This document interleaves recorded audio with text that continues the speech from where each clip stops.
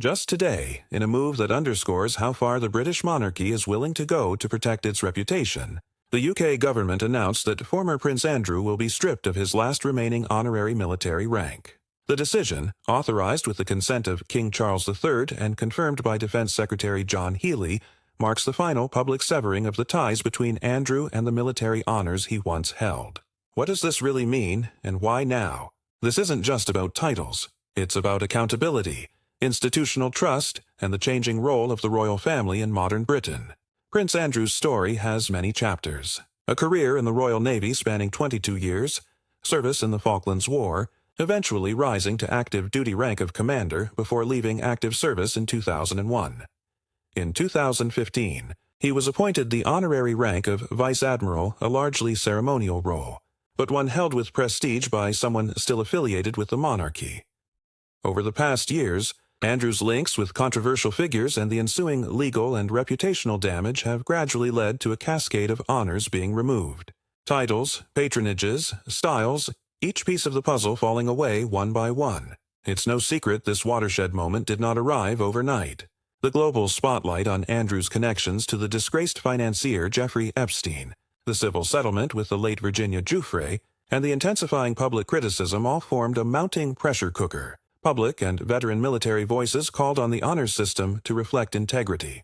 So the debate moved beyond Andrew himself. It became about what the military honors symbolized, what the monarchy stands for, and whether the threshold for ceremonial recognition should include reputational risk. On Sunday, the Defense Secretary announced that, guided by the King's wishes, the government is now working to remove Andrew's honorary rank of Vice Admiral, the last remaining military honor he holds. John Healey said, "We've seen Andrew surrender the honorary positions he's had throughout the military. We are working now to remove that last remaining title of Vice Admiral." The decision follows the King's earlier stripping of Andrew's style as Prince, the title of Duke of York, and the relocation requirement of his royal residence at Royal Lodge. All of it is part of a broader determination by the palace and government to draw a clear line between the institution of monarchy and the actions of a member who had become a liability.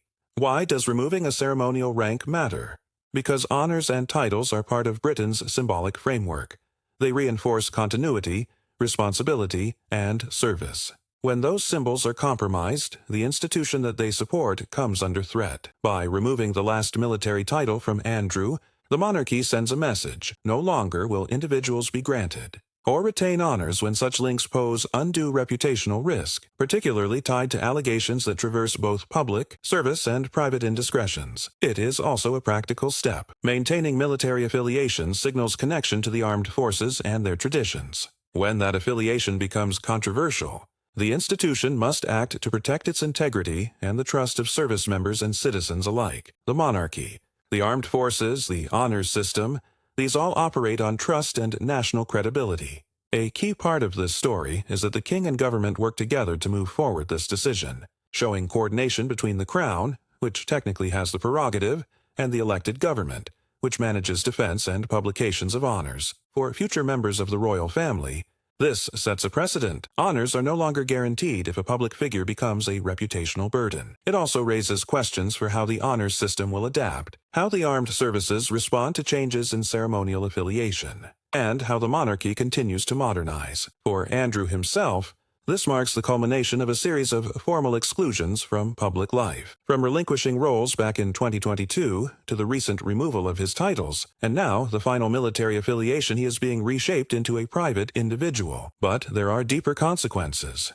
The royal residence change, the financial settlement discussions, the tightening of his public visibility.